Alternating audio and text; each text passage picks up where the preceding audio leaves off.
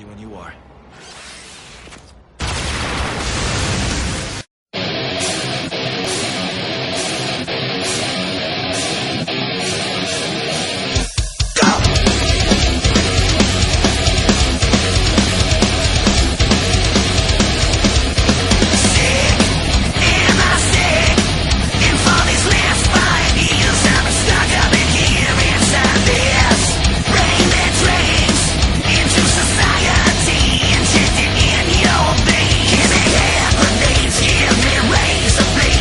Hello guys, and welcome to another video review.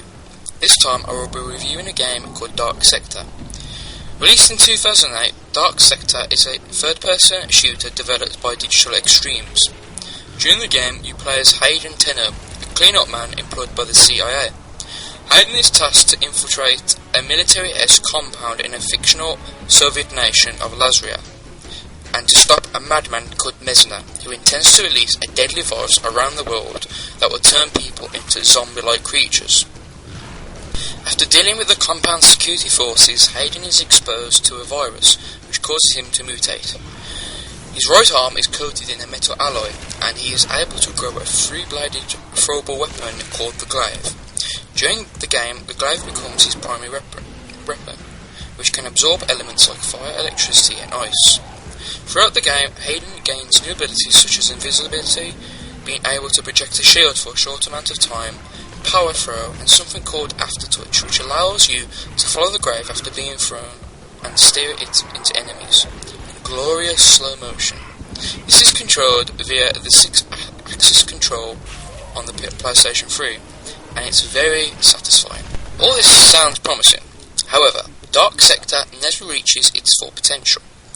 Its story is paper thin, and it never really explains the protagonist's backstory, or the connection he has to the villains. A supporting character called Nadia Sadek apparently has a tragic history with Hayden, but this is only mentioned and never explained. The developers missed a lot of opportunities to flesh out the story and make it original.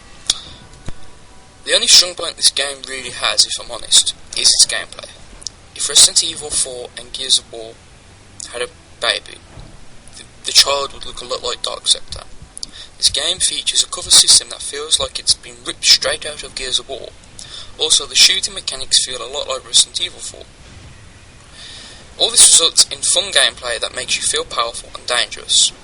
During the game, you fight various types of soldiers and zombie-like creatures. This keeps things interesting.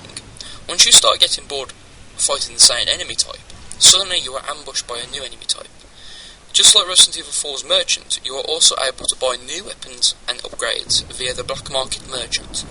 Although, as the game progressed, I very rarely used firearms and rarely visited the Black Market, as I just relied on the Glaive. The game also features an online component. However, if you're able to find any people playing this game still, I commend you, because I rarely could. You get two modes, Infection and Epidemic.